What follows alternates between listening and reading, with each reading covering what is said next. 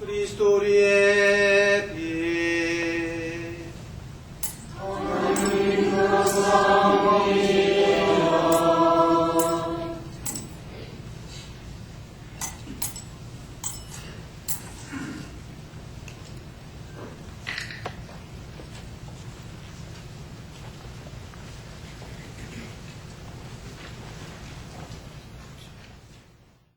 조금 전 부활 찬성에서도 노래했듯이 성자께서는 성부께 아담의 죄 갚으시고 거룩한 당신 피로 옛죄 씻으셨나이다.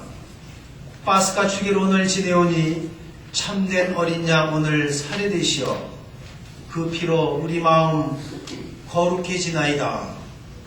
이 밤은 온 세상 어디서나 그리스도 신자들을 세속 온갖 죄악과 죄 어둠에서 구원하여 은총으로서 성덕을 뭉쳐준 밤, 은총 가득히 내리는 이 밤에 성부여 받으소서 향기로운 이 저녁 제사를 무덤에서 부활하신 그리스도 인류를 밝게 비추시는 샛별이여 저는 세세 영원히 살아계시며 다스리시나이다.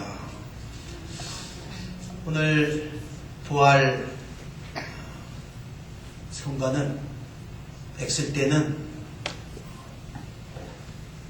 작년보다 잘 불렀습니까? 못 불렀습니까? 예? 잘 불렀어요. 뭘 잘 불렀습니까? 한 3번 정도 틀렸는데. 예? 그래서 성가대도 저의 수준과 맞추기 위해서 이렇게 좀 같이 몇 번 같이 좀 틀려줬잖아요. 틀릴 때는 같이 틀려줘야지 됩니다. 인간에게 최대 고뇌와 비극은 두말할 필요 없이 끝이 있다는 것입니다. 종말이 있다는 것입니다. 죽음입니다. 지금 주님의 영원한 탄핵을 기념하는 이 밤에도 죽음을 받아들이지 못하는 이는 몇 개월만이라도 아니 단 며칠만이라도 생명을 연장해 달라고 또 이렇게 죽을 수는 없다고 하소연하는 그런 이들이 많습니다. 여러분들 죽음을 한번 체험해 보신 적이 있으신지요? 저는요 죽음 거의 가까이 간 적이 2번 있었습니다. 2번. 한 번은요 초등학교 시절에 그 한강 백사장에서 수영을 하다가 거의 죽을 뻔했는데 아니 우리 심심은이 옆에서 통역해 주시는 거야? 저 정도 실력이 됐어요?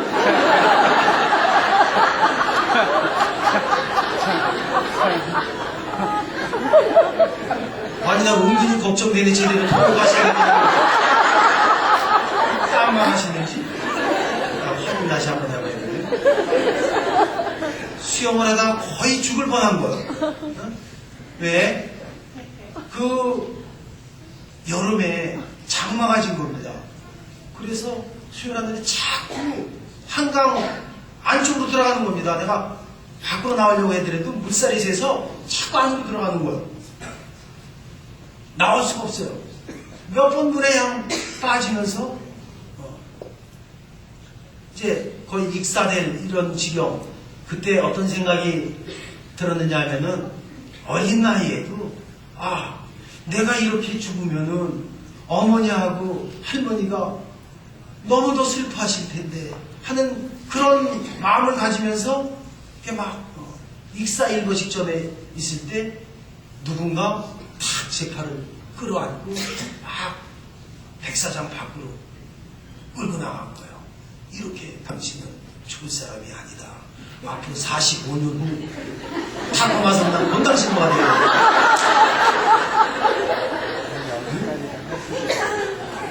그래서 거기서 죽음을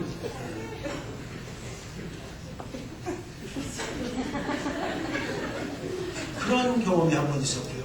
또 한 번은 제가 처음 본당 신부로 발령을 받았어요.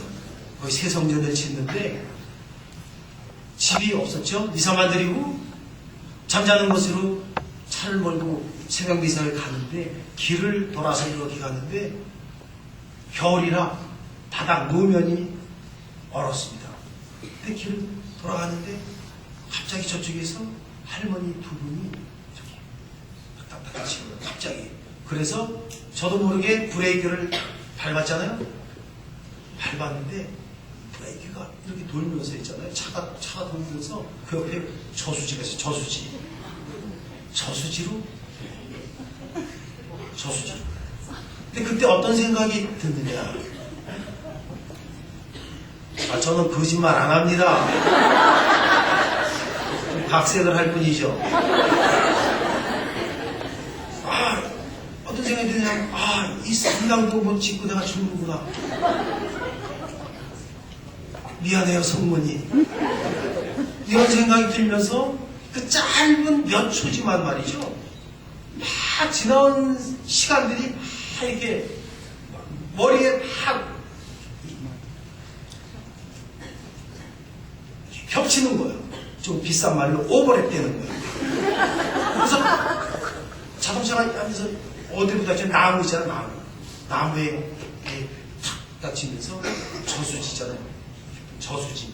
거기에 차가 그냥 이렇게 가운데 차가 생겼습니다. 그래서 그때 수단을 입었어요. 미사를 드리고 수단을 이렇게 문을 열고 나오니까 그런 사건이 일어나게 했던 할머니 두 분들이 이렇게 제가 차 문을 열고 나오는 거를 보고 그냥 손에 이렇게 확장을 하면서 박수 치면서 아이고 열심한 불자신가 봐 이러고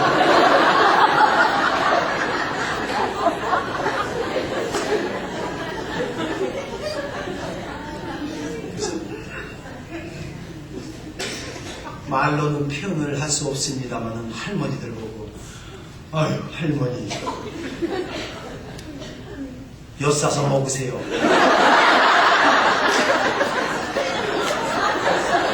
이렇게 말이지.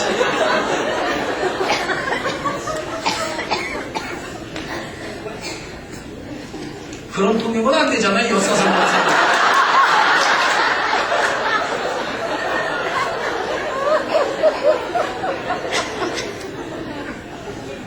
예수님께서는 이렇게 죽음이라는 인간의 절망과 공포를 깨뜨리고 당신이 말씀하신 대로 사흘 만에 부활하셨습니다. 참으로 놀라운 사건이고 하느님의 크신 은총이 아닐 수 없습니다. 우리의 삶도 우리 신앙도 믿음도 주님의 부활 없이는 아무런 의미를 찾을 수가 없는 것입니다. 사도 바울의 말씀처럼 그리스도께서 다시 살아나지 않았다면 우리들의 가르침도 여러분의 믿음도 헛된 것일 수밖에 없습니다. 그렇습니다. 주님의 부활을 경축하는 이 밤 우리 모두는 사도신경의 육신의 부활을 믿으며 영원한 삶을 믿습니다. 이렇게 힘차게 고백해야 할 것입니다. 여러분 제가 이 성당에 부임한 지도 1년 반이 지났습니다. 며칠 안 된 것 같죠? 그렇다고 빨리 말씀하세요. 뭐 수십 년 지난 것 같아요? 그렇습니다. 잠깐 세월이 이렇게 엊그저께 같은데 그렇게 지나갔습니다. 그동안 교우님들 우리 뒤에 계신 전임 심신부님과 함께 새 성전을 짓는데 전력을 다했습니다. 많은 희생을 주님께 봉헌했습니다. 이제는 우리가 부활신앙으로 기쁨과 평화 속에 희망을 안고 이민생활을 기쁘게 해야 하는 것입니다. 얼마나 많은 이들이 부활체험을 통해서 새롭게 변화된 삶을 살아가는지 모릅니다. 얼마나 많은 이들이 부활신앙을 통해서 자신과 세상을, 가정을, 본당을 변화시키는지 모릅니다. 금년도 사목 지침이 무엇입니까? 어서 오십시오. 주님 안에서 사랑합니다. 말로만 사랑하는 것이 아닙니다. 진심으로 당신은 나의 식구입니다. 내 가족입니다. 같은 밥을 나눠 먹는 한 식구입니다. 라고 하는 그러한 마음으로 어서 오십시오. 주님 안에서 사랑합니다. 어서 가십시오. 다시는 오지 마십시오. 그것이 아니라 진정 보도 않는 그런 지향으로 우리 공동체가 더욱 역동적인 그런 삶을 살아가야 한다는 말씀입니다. 부활의 의미는 단순히 육신의 부활만을 말하지 않습니다.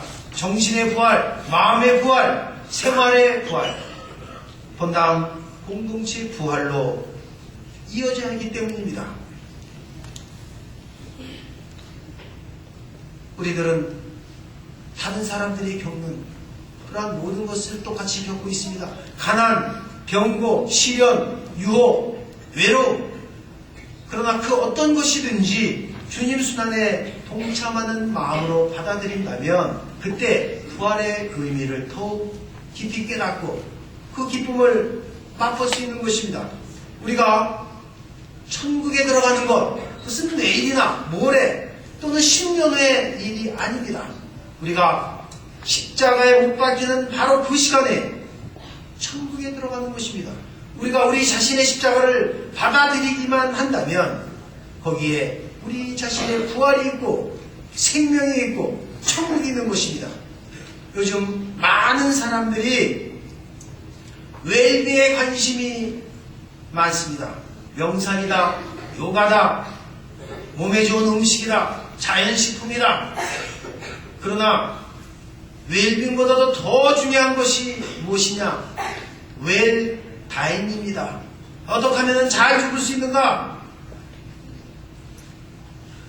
어떻게 해야 잘 죽을 수 있는가? 그리스도처럼, 주님처럼 그렇게 초점을 맞추는 삶을 살 때 우리는 다행할 수가 있는 것입니다. 한 장례식장에서요, 젊은 여성 댄서가 장례식장에서 스트립쇼를 했습니다. 스트립쇼. 대만 타이종시에 사는 취리공이라고 하는 사람이 아버지 장례를 치르면서요, 아버지 영정 앞에 스트립쇼를 펼친 댄서들을 고용했는데 그 이유는요, 살아생전 아버지와의 약속 때문이었습니다. 아버지가 100세 넘도록 장수하면은 장례식장에 스트립걸을 부르기로 약속을 했는데 103살까지 사신 거예요. 그래서 이거는 큰 복이다. 그래가지고 살아생전 아버지와의 약속을 지키기 위해서 영정 앞에 스트립쇼를 한 효심을 보인 거예요. 우리가 굳이 스트립쇼를 죽은 후에 안 해도 잘 죽을 수 있는 방법이 있는 것입니다. 그리스도와 함께 죽으면은 그리스도와 함께 산다고 했습니다. 그리스도 안에 용기와 희망을 안고 사는 사람들, 부활신앙을 잃지 않고 사는 믿음의 사람들이 교회합니다. 주님의 부활은 내가 고민하는 세상의 불투명한 문제를 해결해 줍니다. 임마누엘의 주님, 부활하신 주님께서 함께 하시는 한 모든 어려움은 다 극복되는 것입니다. 얽힌 것도 술술 실타래 풀리듯이 풀려나가는 것입니다. 동시에 우리는 다짐해야 되겠습니다. 부활하신 주님께서 주시는 평화와 기쁨을 누리려면 그리스도께서 걸어가신 겸손의 길, 사랑의 길, 봉사의 길을 가야 한다는 것입니다. 은총 가득히 내리는 이 밤에 부활하신 주님께서 교회 여러분과 가정에 끝없는 축복과 은총이 함께 하시기를 기원합니다. 성부와 성자와 성령의 이름으로